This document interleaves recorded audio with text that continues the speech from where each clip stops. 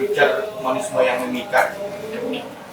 Sebenarnya ada banyak istilah-istilah teknis yang bisa kita bedakan, walaupun itu diikat oleh satu ciri atau bisa dimasukkan ke dalam kategori yang kurang lebih sama. Ada istilah picture, ada istilah jurnalisme sastrawi, ada istilah menulis narasi. Seluruh istilah-istilah teknis itu sebetulnya bisa dimasukkan ke kategori apa yang disebut sebagai soft news. Soft news, berita yang lunak, berita yang lembut, berita yang empuk. Kenapa harus ada news? Karena memang pada dasarnya ini jurnalisme, dan sebagaimana jurnalisme dia harus setia dengan fakta. Makanya tetap ada news di situ dalam penamaan kategorisasinya. Disebut soft karena ini memuat banyak hal yang membuat tulisan itu dianggap tidak kaku. Tidak kaku itu apa? Tidak kaku itu seperti berita-berita pendek yang udah pasti template. Piramida terbalik kan, dari yang penting-penting dulu 5W1H, makin ke bawah makin bukan tidak penting, tapi makin detail aja. Jadi kalau yang di atas itu cuma berisi tentang, kalau kemarin mungkin udah disampaikan tentang menulis berita, ya kalau piramida terbalik itu yang atas itu yang penting-pentingnya dulu, 5W1H apa, siapa, kapan, bagaimana gitu. Bagian akhirnya tinggal detail-detail perincian. Kalau berita kecelakaan di Jalan Braga ya lebih detail-detail lah, mobilnya merek apa, warnanya apa, dan lain-lain. Tapi pokok peristiwanya, ada kejadian apa, jam berapa, di mana itu udah muncul di bagian paling atas. Yang penting-pentingnya itu di atas, makanya piramida terbalik. Formatnya selalu begitu. Disebut soft menurut saya karena formatnya bisa macam-macam. Kalau teman-teman baca paper saya, baca makalah saya, di situ ada bagian paling akhir itu tentang structure, tentang struktur tulisan. Struktur tulisannya bisa macam-macam. Enggak piramida terbalik yang udah sangat tipikal, sangat template. Jadi gitu ya. Feature, jurnalisme naratif, jurnalisme narasi, jurnalisme sastrawi itu punya, ya kalau mau dicari perbedaannya ada lah ya, walaupun perbedaannya bukan perbedaan seperti definisi 1+1 sama dengan 2 gitu. Ada perbedaan-perbedaannya. Kalau feature itu biasanya ada di surat kabar, secara format tidak terlalu panjang, terikat oleh ruang dan waktu yang lebih spesifik, dan biasanya juga masih punya newspek. Newspek itu apa? Cantolan berita yang lagi aktualnya apa. Jadi kalau contoh, kalau di Braga ada kejadian tabrakan, berita pendeknya, hard news-nya itu ya paling 4, 5, 6, 7 paragraf, yang penting-penting aja. Feature-nya itu bisa bercerita tentang kenapa di Braga terlalu banyak sering kecelakaan, atau cerita kok bisa orang ini sampai kecelakaan, oh ternyata dia lagi kecapean karena dari pagi bekerja gitu. Enggak 5W1H gitu. Itu feature, makanya masih terikat dengan sebuah peristiwa aktual biasanya. Nah, jurnalisme naratif atau jurnalisme sastrawi, jadi jurnalisme sastrawi biasanya lebih panjang, tapi tidak mutlak panjang, syaratnya bukan panjang. Kalau teman-teman baca naskahnya Jimmy Breslin, ini sebuah kehormatan, it's an honor gitu ya. Itu pendek sekali, kurang dari 1000 kata. Dia bercerita tentang apa? Dia bercerita tentang proses pemakaman John F. Kennedy, Presiden Amerika yang ditembak pada pertengahan tahun 60. Jimmy Breslin ngapain?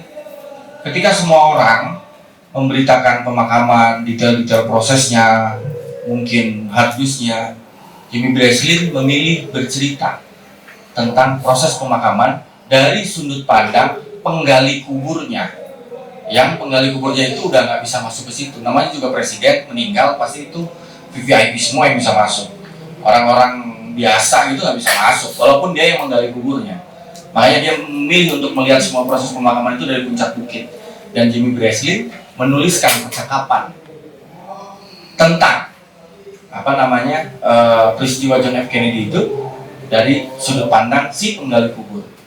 Format ini pernah mau dicoba sama Tempo waktu Soeharto meninggal. Ada feature pendek yang menceritakan supir ambulan yang bawa jenazahnya Soeharto. Nggak panjang, kurang dari 1000 kata. 800 kata, 700 kata. Tapi bisa kuat, strukturnya bagus. Kalau kalian baca itu udah bisa kalian nikmati sebagai cerpen. Karena sangat peduli dengan structure, dengan plot, dengan sudut pandang dan lain-lain. Nah, itu bedanya sebenarnya. Nah, yang mau saya katakan pada teman-teman adalah untuk bisa menulis itu ada dua persoalan. Dan di paper saya ini sebenarnya tercover. Satu, persoalan mendapatkan bahannya, kedua dan menuliskannya. Dua-duanya persoalan yang sama beratnya. Dan forum ini nggak cukup. Tadi saya ceritakan waktu saya ngasih training menulis untuk angkatan pertama wartawan Tirto tahun 2015 akhir, 2016 awal, 1 hari saya untuk materi ini. Nah, yang ingin saya garis bawahi hari ini itu lebih tentang mendapatkan bahan-bahannya dulu deh. Karena ini penting. Kalian nggak akan bisa menulis dengan baik kalau bahan-bahannya sangat amat terbatas. Bayangkan kalian mau menggambar pelangi, tapi cat yang kalian punya itu cuma cat warna hitam dan putih. Hanya artis, seniman dengan skill set beneran extraordinary level gitu ya, yang bisa bikin gradasi warna kayak warnanya banyak hanya dari hitam dan putih. Itu ngacak bahannya, harus kenal betul bahannya. Oh, kalau bahannya akrilik sama bahannya cat air, nyampurnya beda. Begitu airnya kebanyakan sama airnya terlalu sedikit akan beda. Bisa tetap bikin warna pelangi dengan cat warna hitam atau putih, tapi itu butuh skill set, butuh keterampilan, butuh pengetahuan, butuh pengalaman terhadap bahan-bahan yang mau dipakai untuk menggambar pelangi dengan warna hitam dan putih. Kan kita asumsikan kita semua di sini termasuk saya belum ada di level atau di kaliber itu. Maka untuk menggambar pelangi kita harus punya setidaknya beberapa warna, tidak cukup hanya hitam dan putih. Maka mari kita lebih banyak bicara tentang bagaimana menggali dan mendapatkan bahannya. Karena itu yang paling penting. Nah, naskah ini masih ada becak di Jogja ini terbit di National Geographic. Ini draft yang belum diedit sama editornya. Jadi kalian berkesempatan untuk membaca naskah aslinya. Ini saya ceritakan kan ada dua. Yang ini naskahnya, yang ini bercerita tentang cara menulis yang ini kan kira-kira gitu. Ada dua hal yang saya ceritakan di sini: proses menggarapnya, proses mencari bahan-bahannya, artinya meliputnya atau liputannya. Yang kedua, proses menulisnya. Saya sudah ceritakan di situ dan teman-teman bisa melihat bagaimana saya mengumpulkan bahan. Nah, yang ingin saya ceritakan sebenarnya adalah bahwa untuk bisa menulis cerita-cerita hebat itu nggak harus datang ke tempat-tempat yang jauh, tempat-tempat yang edgy, atau menulis tokoh-tokoh yang sangat amat terkenal dan luar biasa. Tidak. Hal yang tidak saya ceritakan di sini adalah 2 tahun setelah naskah ini, National Geographic Indonesia itu dapat license National Geographic Traveler, kan itu 2 majalah yang berbeda. National Geographic Traveler itu terbit 1,5 tahun atau 2 tahun antara itulah setelah naskah ini terbit. Edisi pertamanya mereka kesulitan mencari penulis dan mereka menghubungi saya untuk menulis dengan privilege yang waktu itu cetak masih sangat amat berjaya, dan ya itu pertama kali yang saya honor tulisannya per kata. Jadi kalau kamu nulis goblok lumayan dapat 500 perak. Mana goblok 1.000, mana goblok pisan 1.500, 1.500. Mereka terkejut ketika saya akhirnya pitching topik dan saya memilih kota tua di Jakarta, Glodok kesana kalau teman-teman ada Museum Fathahillah kan. Dan editornya bilang, please deh, ini edisi pertama masa nulis Museum Fathahillah. Apa menariknya? Bawa ke Labuan Bajo waktu itu nggak terlalu keren, atau ke Sumba atau kemana lah yang ekstrim-ekstrim atau jauh atau yang orang belum banyak ke sana gitu. Ngapain ke Fathahillah, Museum Fathahillah?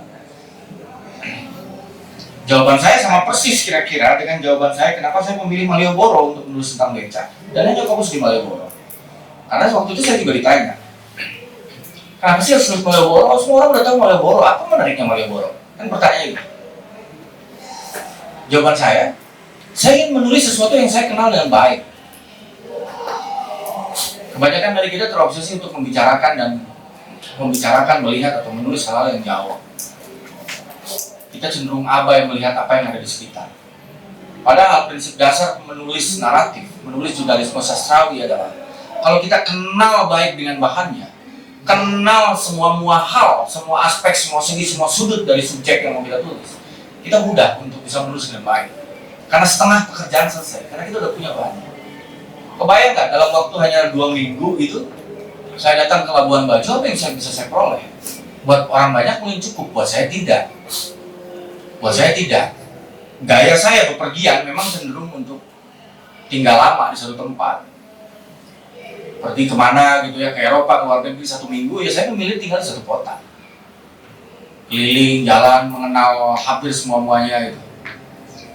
Buat orang lain mungkin cukup, buat saya enggak. Kita nggak akan dapat jiwanya gitu, jiwa sebuah kota kalau cuma datang 2 hari, datang dan pergi, kemudian apa yang kita dapat? Cuma kayak kita naik mobil semua lewat. Tapi kita terpukau dengan tempat-tempat yang jauh, kita terpesona dengan nama-nama besar, sehingga kita mengabaikan hal-hal sederhana, hal-hal yang remeh-temeh gitu. Itu satu, kenapa saya pengen nulis Malioboro? Sangat saya kenal, saya tiap hari di situ. Yang kedua, Fathahillah, saya tidak sesering waktu di Malioboro. Waktu saya tinggal di Jakarta, saya nggak sesering itu ke Fathahillah, tapi ya itu area yang saya kenali dengan cukup baik. Ya saya pengen menulis tempat-tempat yang saya kenal. Kenapa? Karena menantang. Untuk poin kedua, karena juga menantang. Kalau saya tanya kamu mau menulis tentang apa, akan sangat sedikit orang yang akan menjawab. Kan saya mau menulis tentang beragam. Pasti akan sangat sedikit yang akan menjawab beragam. Saya mau menulis tentang Cicahem, nulis tentang Cicahem kan. Semending apalah gitu. Hidden gem, muncul berdakai nama. Saya memilih tempat-tempat yang sangat umum. Dan bahkan ketika saya sudah sangat mengenal Malioboro pun, kalau teman-teman baca ini, Anda bayangkan, mungkin tidak persis, saya nulis 10 hari, saya nggak ingat persis, jangan-jangan, kayaknya nggak nyampe 10 hari itu udah termasuk pengendapan. Kira-kira 7 hari. Malioboro itu kan kurang lebih panjangnya nggak nyampe 2 kilo lah itu. Dari ujung selatan kantor pos sampai rel stasiun keretanya, itu nggak nyampe 2 kilo. Saya selama 7 itu daerah yang saya hampir tiap hari saya lewat gitu. Tapi Malioboro dan becaknya juga sering saya lihat. Tapi hubungan Malioboro dan becak sedikit banyak juga saya tahu. Tapi pertanyaannya, benarkah saya sungguh-sungguh tahu kan? Saya tidak yakin saya sungguh-sungguh tahu hubungan antara Malioboro dan becak. Maka saya mosongin kepala saya. Dan selama 7 hari, dalam durasi waktu yang tidak konstan, kadang cuma 3 jam, kadang 7 jam, pada time code yang kadang pagi, kadang siang, dari kadang pagi sampai siang, kadang siang sampai sore, kadang sore sampai malam gitu, pernah malam sampai pagi gitu. Pokoknya selama 7 hari itu tidak ada satupun jam yang saya nggak ada di Malioboro. Saya jalan, ngobrol dengan semua orang, duduk yang ringan, nggak bawa tape recorder, nggak bawa notebook, beneran ngobrol, beneran saya ingin dengar cerita orang-orang itu, membuka diri pada kejutan-kejutan apa yang akan diberikan oleh orang-orang yang saya jumpai selama saya jalan kaki di Malioboro. Saya makan, nanya kanan kiri, ngobrol, menjadi sangat seret saya, karena nanya aja. Saya bertemu dengan banyak orang. Maka dalam 7 hari itu saya tahu banyak sekali hal yang tadinya saya tidak saya ketahui. Saya tahu bahwa misalnya pedagang becak di Malioboro, tukang becak di Malioboro itu bisa menggratiskan penumpangnya, asal penumpangnya itu mau beli merchandise atau oleh-oleh. Karena nanti duit yang dikasih tipsnya oleh si pedagang, pemilik kios itu, atau pengusaha bakpia pato, atau pengusaha batik, atau lukisan-lukisan yang ada di Taman Sari itu akan jauh lebih besar daripada ongkos cuma 20.000, 30.000. Saya jadi tahu ada satu ekosistem ekonomi di mana Anda cuma cukup bawa badan kalau mau beca. Datang ke salah satu bos Bapia Patok, minta beca akan dikasih. Dengan catatan, ya kamu nggak boleh bawa turis ke pedagang Bapia Patok yang lain selain itu mereka. Dan nggak perlu susah kalau bannya bocor atau onderdealnya rusak. Tinggal lapor aja kan. Dan di situ kemudian kayak seperti mafia juga kelihatan, itu yang tidak saya tulis. Ya kalau kamu dapat becak dari saya, terus kamu bawa turis ke pedagang Bapia Patok yang lain, segala hal buruk bisa terjadi. Udah kayak mafioso dalam skala yang berbeda. Nggak tahu saya. Itu yang saya bilang. Malioboro-nya saya kenal, becaknya saya tahu, tapi bagaimana Malioboro dan becak berinteraksi menjadi satu hubungan sosiologis yang khas, saya nggak tahu. Tapi saya sadar ada banyak ketidaktahuan saya. Makanya saya milih topik itu. Jalan saya tiap hari, ngobrol dengan apapun. Saya ketemu dengan tukang becak yang berprofesi sebagai tukang tato. Dan saya mendapatkan satu perspektif lain bahwa kalau saya baca tuh kan sebelum berangkat ke Malioboro, saya baca sebanyak mungkin literatur yang saya bisa akses tentang becak di Jogja maupun bukan di Jogja. Saya baca lagi sejarah Jogja, saya baca lagi sejarah Malioboro sejauh yang bisa saya akses bahan-bahannya. Dan kalau kita baca, misalnya ada buku foto Sindunata dengan siapa saya lupa. Di situ kan gambaran tukang becak tuh gambaran yang sangat stereotipikal gitu loh. Gambaran yang monolitik hitam putih. Tukang becak tuh pasti miskin, hidupnya susah, ikhlas. Terus juga sufi menerima pasrah takdir, ikhlas gitu juga. Dalam cerita-cerita dongeng. Udah kayak wali yang menjalani hidupnya dengan penuh ketabahan gitu. Yang enggak, habis punya duit kemudian beli amer, mabok gitu ya. Dan kalau ada duit gitu dapat jackpot, misalnya ngadain turis bule dapat duit traktir ke Sarkem tuh lokalisasi ya dengan para pelacur gitu. Yang enggak bukan sufi, manusia biasa. Bandelnya banyak, yang nggak beres dengan anaknya, nggak beres dengan istrinya, nggak ada sufi-sufinya tukang becak. Sama seperti pedagang, seperti politikus, sama seperti kita semua. Tentu saya menyaksikan gambaran-gambaran yang juga stereotipikal. Saya melihat tukang becak yang sampai mengikat perutnya dengan tali karena saking laparnya. Saya ketemu tukang becak yang bahkan pulsanya lebih banyak dari saya. Kalau saya nge-SMS, dia jawabnya dengan nelpon. Zaman itu belum banyak paket-paket. Asia Hidayah juga belum ada. Saya SMS, jawabnya nelpon. Jiper saya sebagai wartawan kan, becak. Saya bertemu dengan seorang pemuda yang sudah ngebecak 20 tahun dari umur 14. Dan di minggu itu adalah hari terakhir dia ngebecak karena akan merantau ke Papua. Dan saya ngobrol sama dia dari pagi sampai dari sore sampai dini hari. Dia bernostalgia panjang gitu. Dan itu menjadi bagian penutup dari cerita saya. Namanya Jito. Anda bisa bayangkan ketemu dengan tukang becak yang sudah 20 tahun dan hari itu adalah hari terakhir yang ngebecak. Saya menyaksikan dia terakhir kali dari Malioboro naik bus. Anda nggak akan nemuin itu. Kalau hanya datang 2 jam, bawa tape recorder, bawa notes. Googling aja.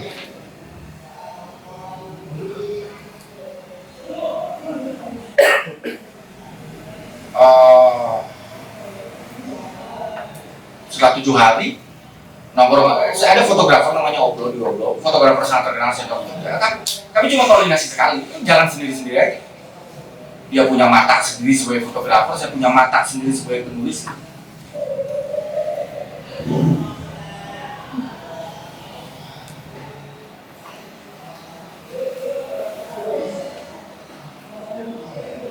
Setelah saya merasa cukup waktu untuk berjalan-jalan di Malioboro dan mendapatkan bahan-bahan yang menurut saya lengkap, saya istirahat 2 hari, memikirkan semua bahan itu. Jadi tiap kali saya selesai, nih habis dari Malioboro, saya pulang, itu saya langsung tidur. Saya catat nama-namanya siapa tadi yang ngobrol ini. Saya catat yang penting-penting aja, yang menurut saya udah punya feeling gitu. Ini bahan cerita yang menarik. Walaupun belum saya putuskan itu akan saya pakai atau tidak. Jadi saya catat di notes gitu. Oh tadi ngobrol jam segini sama ini, poin-poin menariknya apa, poin menariknya apa, poin menariknya apa. Saya sempetin 2 jaman lah untuk bikin notes, kayak semacam summary perjalanan hari itu, bertemu siapa, dengan apa, dengan sini, kenapa menarik, poin-poin apa, paling satu orang cuma deskripsinya cuma 4-5 baris doang, apa yang menarik, cuma gitu aja. Tapi semuanya tercatat poin-poin paling penting. Tiap kali habis dari Malioboro pulang saya bikin notes. Tiap kali pulang dari saya bikin notes. Percakapan yang nggak penting ya nggak saya catat. Belum zaman AI. Kalau zaman AI kan enak ya. Pura-pura merekam udah ada, kasih ke apps langsung ditranskrip jadi kan. Itu tahun 2000 berapa? 2007 belum ada. Nah, ketika saya udah merasa cukup, saya bongkar lagi notes itu. Saya sortir mana yang mau dipakai, mana yang mau dipakai, mana yang mau dipakai. Dan saya udah punya bahan, punya bayangan. Oh, openingnya nanti akan cerita tentang ini, endingnya nanti tentang ini. Jadi setelah saya menyortir bahan-bahan, memilah mana yang mau saya pakai dan mana yang tidak, saya mungkin bercakap-cakap hampir dengan 150 orang selama 7 hari. Percakapan yang kadang cuma 10 menit, kadang berjam-jam. Ketika saya udah nyortir itu semua, udah tahu saya konstruksi cerita saya akan kayak apa, strukturnya kira-kira, plotnya kayak apa, saya baru datang lagi ke Malioboro membawa tape recorder, menemui orang-orang yang saya akan pilih sebagai tokoh cerita saya. Barulah saya mengenalkan diri saya wartawan. Pengen kenalan dong, ngobrol. Boleh nggak direkam? Anda bayangkan baru ngobrol 15 menit, nggak mungkin tukang baca itu cerita buat ada duit 20.000 dipakai buat mabuk, kan nggak mungkin. Harus dekat dulu, harus ngobrol lancar, tenang gitu. Baru orang mau bercerita. Kalaupun udah akrab, ngobrol sama teman aja, langsung di depannya ada kamera atau ada tape recorder, orang mikir kok untuk cerita dengan lancar gitu dan apa adanya belakang. Saya datangi orang-orang yang saya pilih untuk saya jadikan karakter dan tokoh dalam cerita saya. Saya perkenalkan diri kembali. Kali ini saya sebagai wartawan, karena nggak boleh kalian kutip cerita tanpa aku sebagai wartawan tuh nggak boleh. Wartawan tuh bukan intel, bukan detektif yang ngumpulin bahan tanpa jujur. Kalau cuma ngumpulin bahan ya nggak apa-apa. Tapi ketika itu mau dituliskan, kalian harus ucapkan, kita siapa? Saya wartawan. Wartawan bukan intel, bukan detektif yang bisa melakukan kerja-kerja selamanya nyamar tuh nggak bisa. Saya tidak menyamar. Dari awal saya kenalin nama saya Zen. Coba saya nggak cerita, karena memang nggak semua orang akan saya masukin ke cerita saya tuh. Ngapain juga saya kenalin? Hanya akan jadi tembok membangun percakapan yang alamiah. Barulah saya datengin orang-orang itu. Butuh waktu agak lama, 5 harian, karena ada orang yang nggak saya bisa temuin. Ada satu orang yang akhirnya nggak bisa saya temuin. Pokoknya ya mungkin dia lagi mudik, jadi sampai saya selesai liputan orangnya nggak bisa saya temuin lagi. Tapi selama 5 hari ini ada yang hari ini nggak ditemuin, besoknya ketemu. Ada yang sampai 3 hari nggak nongol-nongol, hari terakhir ketemu gitu. Ya itu resikonya. Itu resiko nunda untuk merekam omongan. Ada orang yang menolak dan ya nggak boleh dipaksa. Kita hanya perlu meyakinkan mereka. Kalau mereka tetap nggak yakin, hal yang sama juga waktu saya menulis tentang Museum Fathahillah, kota tua di Glodok. Nggak selama di Malioboro, mungkin sekitar 5 hari. Saya sewa sebuah hotel busuk gitu ya di Mangga 2 sana gitu ya, yang antara di bawah ya, sudahlah. Ada liftnya aja kreot-kreot. Kadang saya tiap kali naik lift itu mendadak jadi beriman ya. Biar saya kenal. Saya nggak terlalu Malioboro, saya nggak nginep di sekitar Malioboro. Saya udah tahu lah itu hampir setiap jengkal ya. Jadi nggak perlu nyari soulnya gitu, karena saya cari di situ. Kalau Museum Fathahillah tuh saya lebih merasain, saya masih jadi pelancong gitu. Kalau ke Fathahillah, kalau di Malioboro kan enggak. Biasa banget, hampir tiap hari saya lewatkan dari Bantul mau ke kampus saya di Karangmalang, di IKIP Jogja. Saya hampir antara berangkatnya atau pulangnya saya lewat situ. Fathahillah saya nggak sekenal itu, makanya saya memutuskan harus live in di situ. Makanya saya menyewa sebuah kamar yang murah. Iya, makanya editor nasional, lu ngapain nyewa kamar harga berapa ya? 70.000 udah kan ada platform kan kalau di untuk hotel berapa, Kalau ke Papua sama liputan di kota besar di Jawa pasti beda paradigmnya. Anak NGO tau nggak yang kayak gitu. Kenapa hotel kayak gini? Ya, emang di Thailand orang-orang yang kaya yang nongkrong di situ kan enggak, orang-orang miskin. Jadi saya ingin kenal itu, makanya saya living dengan. Ya nongkrong di situ dari pagi, malam, siang, sore.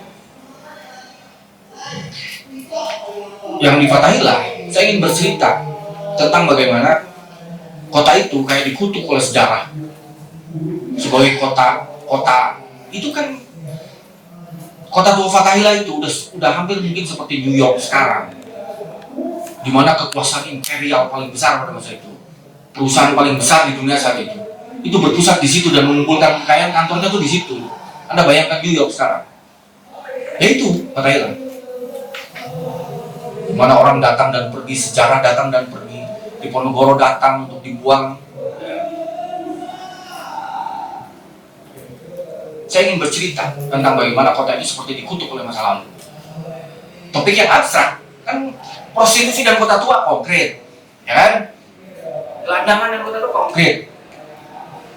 Menceritakan sebuah tempat yang dikutuk oleh sejarah itu gimana kan? Ya saya merasa tidak terlalu berhasil amat di laporan yang itu. Karena naskahnya juga banyak yang dipangkas. Tapi itu pilihan saya untuk ngambil resiko. Bosan kan menulis yang jadi saya pengen coba keren lah. Tapi di luar itu semua, sebelum saya berangkat, saya membaca buku sangat amat banyak yang bisa saya akses. Banyak dalam pengertian sejauh yang bisa saya akses bahan-bahan. Jadi bukan kerja sistematis gitu. Itu kerja hitung kancing, oh betul dapat narsum dalam waktu hanya 2 jam, mungkin aja, mungkin, tapi itu kan tidak bisa diulang. Jadi, makanya tidak bisa disebut sebagai sistematis, tidak kerja by system. Ya karena lempar poin, oh poinnya bagus nih. Nah ini yang ingin saya sampaikan kepada teman-teman. Kalau mau menulis feature yang baik, masalahnya itu 2, nyari bahannya dan nulisnya. Dua-duanya nggak bisa dibilang yang satu lebih penting dari yang lain. Dua-duanya sama penting. Teknik menulis itu jauh lebih rumit dan latihannya tuh panjang. Gak semua orang punya latihan menulis, tapi bercakap-cakap, ngobrol, jalan-jalan, nongkrong, ngawadul, semua kita pernah melakukan ya, karena kita semua manusia. Hanya semua hal yang pernah kita lakukan itu, ngobrol dengan orang random dan lain-lain itu, diarahkan sebagai sebuah metode kerja. Itu aja bedanya. Siapa yang nggak pernah ngobrol dengan orang random? Pernah. Untuk kamu Bima extrovert, dan mungkin kamu ceritanya konektor. Kalau naik Prima Jasa, misalnya kalau anak Unpad mau pulang ke Jakarta, naik dari Cilenyi ya, pasti pernah ada percakapan random dengan orang-orang asing. Kita pernah melakukan jalan-jalan kaki. Sekarang ya apa-apa naik motor, kita pernah kan jalan-jalan, bengong, ngalamun gitu, melihat-lihat suasana. Kita juga pernah melakukan. Yang harus digarisbawahi adalah kita melakukannya sebagai sebuah metode kerja, dan kita harus naikin level ketabahannya itu 3 kali lipat dari biasanya kalau kita nggak ada tujuan. Itu aja, sabarnya, tabahnya, ngambil resikonya naikin 3 level. Makanya sebenarnya kerja-kerja liputan kayak saya ini lebih mirip disebut sebagai metode kerja etnografi sebetulnya. Seperti penelitian puas gitu, kita merasa sama kayak nulis anjir ya, tulisan mau dibaca gitu. Karena semua orang pengen menjadikan caption Instagram, kan biasa gitu, merasa percaya diri kan gitu banget ekstrimnya gitu. Halus pisan ya, ukuran halus pisan apa? Kita nggak bisa ngedit tulisan kita. Edit 1000 kata, diedit cuma jadi berapa? 985 kata, lain edit, typo.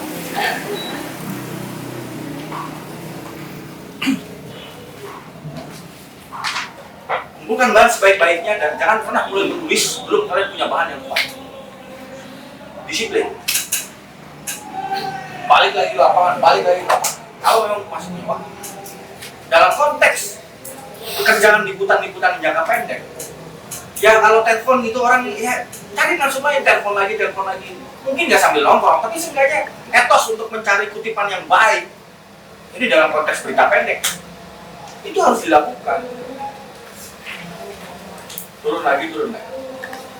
Jurnalisme itu, zaman dulu ya, mula-mula adalah pekerjaan kaki. Pada saat belum ada publik, nggak ada jurnalisme tanpa jalan kaki. Kamu harus meninggalin mejamu untuk dapat berita. Sekaligus saya mau bilang bahwa lupain Labuan Bajo, lupain Sumba. Memangnya kita semua udah kenal Bandung? Berapa lampu yang mati di Braga, saya mau nanya? Tahu nggak?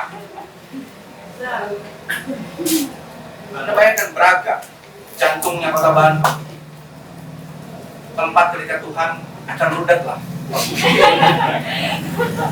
Kita kenal lah, berapa lampu jalan yang mati di sekitar Gedung Sate misalnya. Pernah kenal? Pernah lihat? Di mana tempat paling berbahaya kalau malam hari nggak naik motor lampu Rafael? Kenal nggak kalian? Sudut-sudut kota Bandung. Kita selalu merasa bisa, merasa nyambung, merasa kenal. Tidak. Saya sengaja juga membuka ini biar kita beneran kita tinggal di mana sih? Kenal nggak? Kenal nggak orang yang ngambil sampah di depan kosan kita setiap hari? Kenal nggak tukang nasi goreng yang tiap hari lewat di depan kompleks?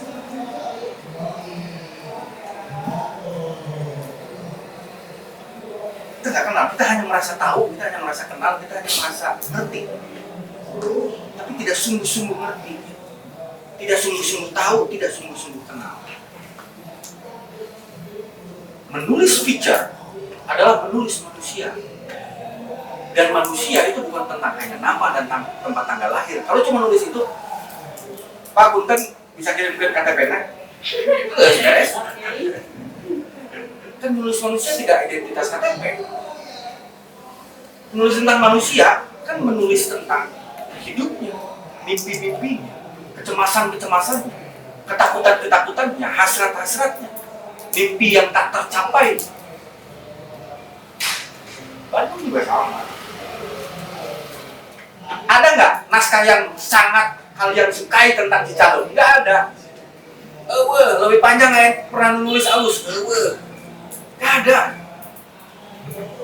Pusing kita kan bikinnya, Labuan Bajo, Seoul.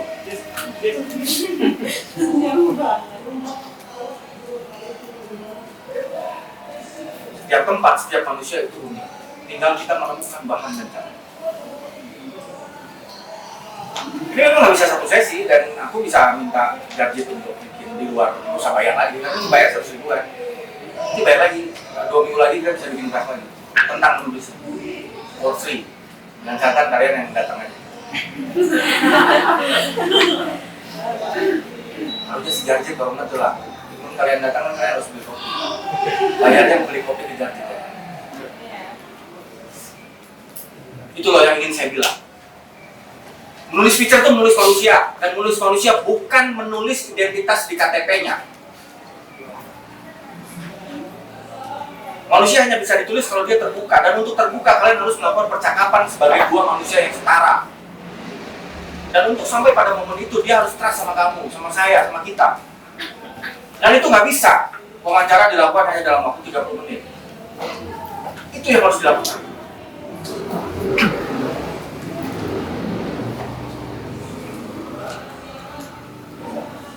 Dan gak ada alasan yang pede, karena kita semua pernah bercakap-cakap, kita semua pernah nongkrong, kita pernah semuanya bengong di satu tempat selama bermenit-menit, berjam-jam, ketika lagi rudet, ketika terbuka duit, ketika diputuskan apa macam-macam, pernah semua kita melakukannya. Menulis banyak nggak semua pernah melakukan? Hanya bisa nggak kita melakukannya itu dengan niat ini sebagai sebuah metode kerja? Itu bedanya. Mari kita lakukan. Saya kasih waktu 2 minggu. Dan datang kalian lagi ke tempat ini dengan sebuah proposal kita. Kita bahas satu-satu. Tulisnya nanti aja. Tulisan butut masih bisa edit kalau naskah, dan ceritanya bagus, peristiwanya bagus. Semua ceritanya tuh bagus. Iya, salah-salah. Naik kok. Kontrol Alt Del, Pak. Borodak Tirto, Borodak Narasi, Borodak Jawa mah apal kalau buat saya kalau datang dengan bahan yang bagus. Ibarat bahan datanglah dengan cat warna yang beraneka supaya bisa nulis pelangi. Nah kalian bukan Hendra Gunawan, kalian bukan Avandi yang bisa nulis, bisa melukis satu pemandangan yang kompleks hanya dengan dua jenis warna toh.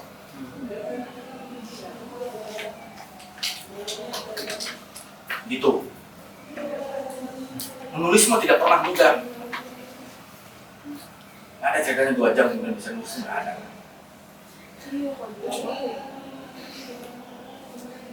Ya tapi kan sekolah ada batasnya, ada jam pelajarannya ya kan, jadi tetap harus ada kurikulum gitu. Bagiannya itu nggak ada soal, cuma saya mau kasih tahu teman. Menulis itu yang penting nulis aja, nanti juga bisa sendiri, nggak bisa. Menulis itu craftsmanship, sama kayak main bola, kayak latihan gitar. Latihan. Hanya beberapa orang yang gifted, naturally gifted gitu, yang beneran mungkin sekali nulis langsung bagus gitu. Ini ada orang-orang yang gitu. Walaupun kerja editor langsung signifikan. Itu ya, rumusnya menulis feature adalah menulis manusia. Dan menulis manusia bukan menulis KTP. Menulis manusia adalah menulis tentang mimpi-mimpi, ketakutan-ketakutan, harapan-harapan, kecemasan-kecemasannya, alam bawah sadarnya. Dan manusia itu yang pertama, yang kedua, dan manusia itu ya, manusia itu baru kelihatan ketika ditempatkan pada ruang dan waktu tertentu. Makanya seburuk-buruknya nulis cerita, kalau ngomongin karakter, mau menggambarkan orang pemalas, seburuk-buruknya cara bercerita ada kalian menulis, Jarjit adalah pemalas. Itu jenis cara bercerita yang jelek. Jangan katakan, tapi tunjukin. Misalnya, dengan adegan Jarjit baru bangun tidur, hayang udun, korek na eueuh. Lainan yang korek heula, langsung nyalakeun kompor. Kan dari situ kelihatan dia pemalas. Gitu loh. Itu yang saya bilang, karakter itu kelihatan ketika manusia ya ditempatkan pada satu ruang dan waktu yang spesifik pada persoalan yang spesifik. Karakter keluar. Kalau cuma manusia kalau tidak ditempatkan pada ruang dan waktu tertentu dan pada persoalan tertentu, manusia itu KTP aja. Ini juga tips dalam menulis cerita fiksi. Don't tell, just show it. Tunjukin. Cara nunjukinnya gimana? Tempatkan orang tersebut pada waktu, situasi, dan masalah tertentu. Masalah itu bukan masalah politik atau pamajikan selingkuh, enggak. Sesimpel saya tadi ngasih contoh. Untuk menggambarkan Jarjit pemalas, kita bisa dengan mau bangun tidur, hayang ngerokok, korekna eueuh di kanan kiri, langsung ke kompor, kan pemalasan. Bisa gitu atau cara lain, tapi intinya adalah tunjukkan. Tunjukkannya dengan cara apa? Tempatkan orang tersebut pada ruang, waktu, dan problem yang spesifik. Nanti kan kelihatan dia mau disebut sebagai berani, pemalas, penakut. Nah, relevansinya dengan tadi yang mau saya bilang adalah manusia itu bukan KTP. Manusia itu satu, mimpi-mimpinya, cita-citanya, harapannya, kecemasannya, ketakutannya. Yang kedua, manusia itu selalu tentang ruang dan waktu. Disitulah pentingnya saya jalan-jalan ke Malioboro. Gitu loh. Selalu lebih tepat gitu loh. Mau mengenal orang itu ya bercakap-cakap di tempat yang sehari-hari, di mana hidupnya, karakternya, gayanya, hidupnya, mimpi-mimpi jadi pertaruhkan di situ.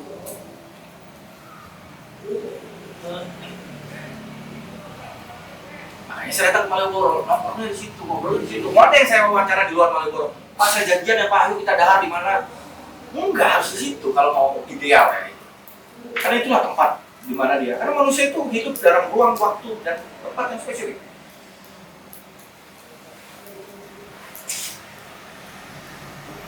Ya, Mas ya.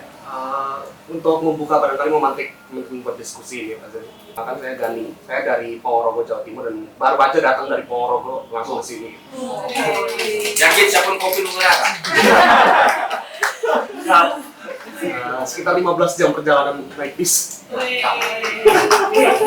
Ya, pada intinya Kalau boleh milih satu buku saya bayarin. ya, pada intinya yang pengen saya hal yang saya tangkap dari Pak Zen adalah ketika menulis sebuah feature, detail itu begitu krusial. Artinya, pertanyaannya singkat saja, apakah Pak Zen mengkonfirmasi bahwasanya unsur artistik dari sebuah feature itu unsur utamanya adalah detail? Ya, itu aja Pak Zen. Buat membuka diskusinya. Ya. Detail, ada pepatah the devil is in detail kan. Setan itu adanya di detail. Untuk menggambarkan betapa pentingnya detail. Cuma dalam menulis cerita, menulis narasi, karena detail itu penting. Karena itu bedanya dengan harmos. Cuma detail itu juga nggak akan pernah bumi kalau tidak diletakkan. Ya, saya ngobrol, banyak banget detail, kan saya harus milih detail mana yang tepat. Detail itu penting, tapi detail yang seperti apa? Ya detail yang cocok dengan cerita saya, detail yang cocok dengan plot saya. Kan kalau kalian baca artikel saya, kan di situ saya ngomongin tentang structure, mau ulang alik, mau bolak balik alurnya atau apa. Ada waktunya detail itu jangan, ada waktunya memang harus detail. Ada momen dalam sastra ada istilah stream of consciousness gitu ya, harus kesadaran satu genre dalam penulisan prosa yang bukan fokus pada peristiwa-peristiwa kasat mata, tapi lebih juga harus kesadaran. Makanya peristiwa 1 detik itu bisa digambarkan berjam-jam, bermenit-menit, itu kan harus kesadaran. Itu mungkin membutuhkan detail. Tapi ada momen dimana kalau pace-nya cepat ya harus cepat. Kalau kalian baca di tepi kalifikasi novelnya Pramudia Anantatur, itu kan novel tentang di zaman revolusi. Pertempuran di pinggiran Jakarta, karena Jakarta sebenarnya relatif clean, dikuasai oleh Belanda sebetulnya. Patroli di mana-mana, makanya para pejuang itu lebih banyak di garis pinggir. Dan perang ambil setting di tepi kalifikasi, Bekasi sampai Cikampek tuh. Kalau kalian baca novel-novel yang lahir tentang fase itu di sekitaran itu. Nah, semakin mendekati, bukan semakin mendekati. Ketika Pram mulai menceritakan adegan-adegan menegangkan, kalimat-kalimatnya itu tambah pendek. Bahkan kadang cuma 2 kata, titik. Jadi dia ngatur ritme tuh, kayak ketukan gitu ya. Kalau nulis tuh ada yang kadang, ya ketika gitu kalian nggak perlu detail, karena pace-nya harus cepat untuk menggambarkan ketegangan dan lain-lain. Tapi untuk cari intimasi, untuk nyari ketegangan yang yang kuat gitu, mungkin kalian harus detail. Dan tergantung juga dengan point of view apa, point of view orang pertama dengan point of view orang ketiga yang serba tahu, cara pendekatan detailnya juga beda. Kalau pendekatan orang pertama, jadi si ceritanya atau kalau dalam karya sastra tokohnya menulisnya dengan kata saya pergi bla bla bla, berarti kan sudut pandang orang pertama. Dia nggak bisa serba tahu tuh, nggak bisa, karena realitas yang dia ketahui sejauh mata, telinga dan hidungnya kan. Dia nggak bisa menggambarkan detail selama dalam lawan bicara ya kan, nggak tahu. Tapi kalau dia sudut pandang orang ketiga serba tahu, ya dia bisa aja memilih itu. Walaupun nggak ada menariknya sebetulnya, kadang-kadang bukan nggak ada menariknya, tapi seringkali nggak menarik. Apa-apa harus detail. Jadi detail itu penting, tapi porsi menjadi selalu lebih penting gitu. Porsi dalam struktur, porsi dalam karakter, porsi dalam detail, kapan cepat, kapan ini gitu. Dan itu nggak ada rumusnya, Gani gitu. Itu Gani ya namanya? Iya. Itu bergantung kamu mau cerita apa sih gitu. Nggak ada rumus bakunya. Bahan-bahan yang kamu miliki, sudut pandang yang kamu pilih, struktur yang kamu pilih itu akan menentukan seberapa tebal dosis detail. Tapi clear, detail adalah salah satu kelebihan jurnalisme naratif. Karena liputannya juga detail, bukan doorstop dan lain-lain. Itu sih kira-kira jawabannya kan. Silakan yang lain. Ya. Izin bertanya, saya Tisana dari SMA NU. Kalau misalnya sejauh ini saya melakukan percakapan dengan berbagai macam orang, seringkali yang bisa menceritakan secara luas itu orang-orang yang lebih tua. Berbeda dengan generasi saya yang kadang-kadang langsung ngerasa diajak ngobrol aja gak enak gitu. Langsung berasa mental health gitu Iya, ya. kayak gitu. Sedangkan saya diajarkan oleh orang tua itu untuk ya baik dengan semua, kayak kita gak boleh memandang apapun itu aspek kayak semua orang sama. Tapi banyak kali untuk angkatan saya khususnya dan ke bawahnya tidak merasakan hal itu. Jadi untuk memulai percakapan, untuk menulis kayak bagaimana nanti di masa depan kira-kira apa yang harus saya lakukan gitu. Terima kasih. Sebenarnya ini persoalan yang kurang lebih persoalan abadi sebetulnya kalau buat wartawan. Jadi bagaimana membangun percakapan, bagaimana membuat narsum terbuka, bagaimana membuat narsum tidak menolak. Itu adalah pekerjaan pertama reporter. Reporter itu tugasnya apa? Nembusin narsum. Kalau nggak tembus narsum, balik deh ke lapangan. Jadi ini sebetulnya dengan segala macam tekstur khas zaman ini, tapi kalau dicari intinya, substance-nya, yang kamu ungkapkan sebenarnya persoalan semua reporter dan wartawan. Tentang apa? Tentang membangun trust, membangun cerita. Nggak ada rumus bakunya. Saya nggak bisa tiba-tiba datang ke Luhut dan Luhut cerita, nggak bisa lah. Persoalan gitu. Semua wartawan kalau mau bikin liputan panjang, persoalan. Apalagi wartawan investigasi yang harus membongkar sebuah kasus. Apa yang membuat saya harus menceritakan kelakuan busuk saya ke kamu? Apa tawaran kamu buat saya? Lu siapa? Jadi intinya kalau zaman sekarang kan,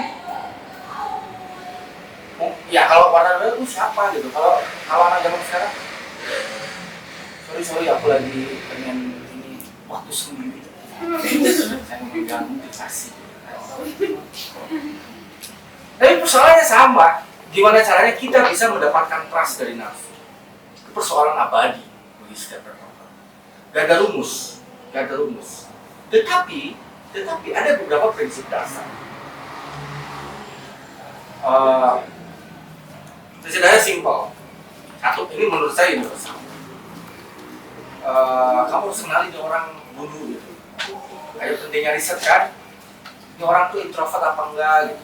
Tapi kalau kalian datangnya incognito, ya misalnya lagi makan gitu ya, lagi makan, ya memang bisa sangat awkward atau bisa sangat sangat mengganggu, kadang mungkin cringe gitu ya. Maka penting memang pembacaan dalam waktu yang aku nggak tahu waktu tersedia itu berapa gitu.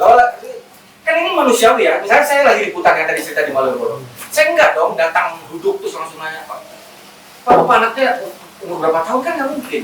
Tetap saya duduk, ngopi, ngerokok, membaca keadaan gitu. Saya lihat siapa yang paling outspoken, yang fluent gitu, yang ngomong gitu. Saya pilih orang itu kan. Nggak mungkin, kan itu rumus dasar universal. Nggak bisa juga kalian datang langsung buat saya wartawan Pak, saya mau menulis tentang hidup Bapak. Sama aneh anjir. Kan tidak, tetap ada rumus-rumus dasarnya. Ini orang kira-kira nyaman nggak? Kan itu pertanyaan-pertanyaan basic. Dan memang nggak bisa dipaksa. Saya mau ngasih contoh. Satu foto, kalian cari coba, Minamata Disease Eugene Smith. Coba kalian googling deh, Minamata Disease Eugene Smith. Itu foto terkenal sekali. Googling, itu foto tentang seorang anak korban bocornya reaktor nuklir di Minamata yang membuat satu kawasan itu terkena radiasi nuklir. Dan radiasi nuklir kan selalu mengerikan. Udah jelas kan? Nah, anak ini salah satu korban, nggak mati tapi menderita, kulitnya melepuh, rusak dan nggak akan panjang umur, kankernya pasti akan masuk ke sel-sel ya. Waktu itu masih hidup. Eugene Smith pengen mengabadikan korban tragedi Minamata Disease. Salah satu yang dia abadikan adalah anak ini. Apa yang dia lakukan? Dia datang setiap hari selama beberapa hari, mengamati, ngobrol, memperhatikan anak ini aktivitasnya apa, ibunya apa. Sampai si Eugene Smith itu tahu aktivitasnya dan tahu bahwa sebagai fotografi cahaya penting. Karena fotografi pada dasarnya adalah ilmu tentang cahaya kan. Dia tahu persis jam berapa dia makan, mandi, dan dia tahu di setiap sore dia mandi di bawah jendela dan cahaya matahari datang jatuh ke badan orang itu ketika mandi. Maka dia ngambil setelah berhari-hari dapat izin dan dia makan. Dan kalian bisa lihat fotonya dengan kulit yang hampir mengerikan. Sama, nggak bisa langsung tiba-tiba datang. Kalau kalian hampir semua fotografer keren, John Steinmeier misalnya ya, yang saya kenal ya, kenal sekali dia. Dia bawa kamera gede itu kadang cuma buat show aja, buat kalau datang ke kampung anak-anak ibu-ibu, halo mister, kamera, kan dia pakai kamera kecil aja. Setelah itu ngobrol visual itu dia foto. Gak ada rumus bang. Intinya adalah rumus dasarnya supaya orang mau bercerita, orang harus dapat trust. Kan intinya itu dulu. Itu baku, itu rumus tuh. Gimana caranya orang untuk dapat trust? Ya tergantung level yang mau kita kulik. Kalau levelnya masih permukaan-permukaan, harusnya nggak susah-susah amat. Bapak tinggal di mana gitu. Mungkin itu nggak susah. Tapi kalau levelnya, Bapak pernah selingkuh tuh. Nah, game yang berbeda, dan itu harus membangun kedekatan. Nggak ada rumusnya. Nggak ada rumus shortcut.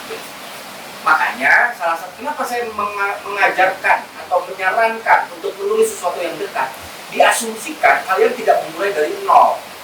Kalau kalian tulisnya Labuan Bajo, kalau datang ke situ hotel oke mahal, kalau 5 kue paling kalian bisa 2 perunggu. Merijel ribu, sunset, ikutan. Mulai dengan yang kita kenal, dengan asumsi kalian tidak kenal itu. Ada level trust yang sama. Kalau orang tahu sama-sama, cebok Sunda, kan level trustnya jauh lebih mudah daripada Batak gitu. Itu kenapa menulis sesuatu yang lebih dekat itu adalah sebetulnya salah satu shortcut. Jadi nggak ada rumus. Tapi ini pertanyaan dasar untuk semua orang. Ada Kang Girang tuh lama di Tirto, ada semua wartawan di sini tahu bahwa persoalan pertama kerja reportase adalah bisa nembus narsum dan narsumnya mau ngomong. Itu semua pertarungan. Kalau narsumnya nggak mau ngomong ya nggak ada berita. Nah, seberapa banyak wartawan itu buka mulut tergantung masalah yang kalian tulis. Semakin mendalam semakin dia butuh waktu untuk merasa. Rumus dasar. Dan kita aja nggak mungkin curhat aib kita pada orang yang nggak kenal kan. Kita juga memilih orang yang kita pilih kalau kita mau cerita masalah kita. Manusiawi. Dan nggak ada rumusnya. Ini sih. Ya. Kemudian perkenalkan mas, nama saya Cindy dari Unpad.